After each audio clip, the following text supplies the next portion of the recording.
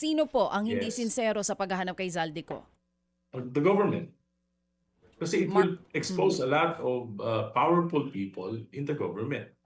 Nakita naman natin yung sinasabi ni Congressman Saldico. Pero kung sabi ko nga, kung gusto malaman, patawag lang si Yusek Bersamin, patawag si Yusek Cadiz, patawag si E.S. Bersamin, malalaman na natin na si Secretary Pangandaman, malalaman na natin kung ano nangyari.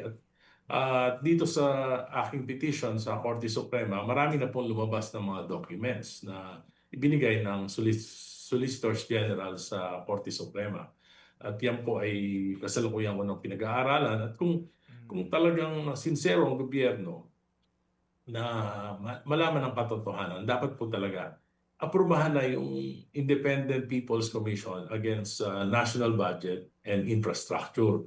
Hindi lamang para mapanagot yung mga nagkasala dito, kundi para malaman natin yung modus operandi para maiwasan na ito. Yun ang mas importante na hindi na ito maulit sa mga susunod na panahon.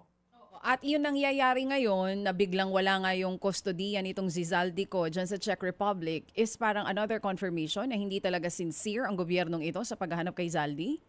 Yes, saka po wala pa yung red notice Oo. na tagal na, di ba? Oo nga eh. Tagal na siya umalis. Congressman, Wala pa yung red pag-usapan notice natin sa yan. Interpol. Oo, kasi nagulat din ako dun sa balita, yung red notice na yan, nung pagdating ni Secretary Vida doon, ang sinasabi, kinukumpleto yung documents para po dun sa filing ng red notice. Di ba sinasabi nila last year nakapag-file na? Ba't ganun po yung nangyari? Meron pang Oo, mga kaya nga additional po. documents. Ano po ba yon?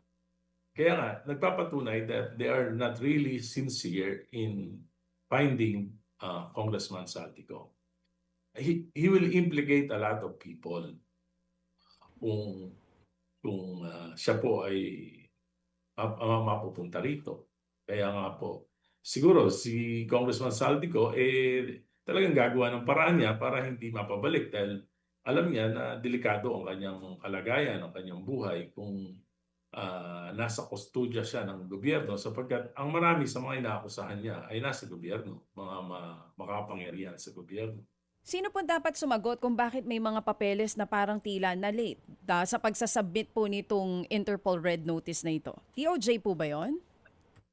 Well, DOJ po saka yung DILG, ang alam po may counterpart sila sa Interpol. Mga kapatid, para sa iba pang mga balita at impormasyon, sundan niyo po kami sa X, Instagram, Facebook at syempre sa TikTok, True Network PH. Mag-subscribe din po kayo sa aming YouTube channel, True Network. May website din po tayo, truenetwork.ph. At pwede nyo rin po kaming mapanood sa Channel 19 ng aming True FM TV. Lagi pa rin makinig sa radyo dito po sa 105.9 True FM dahil dito, laging true sa'yo, kapatid.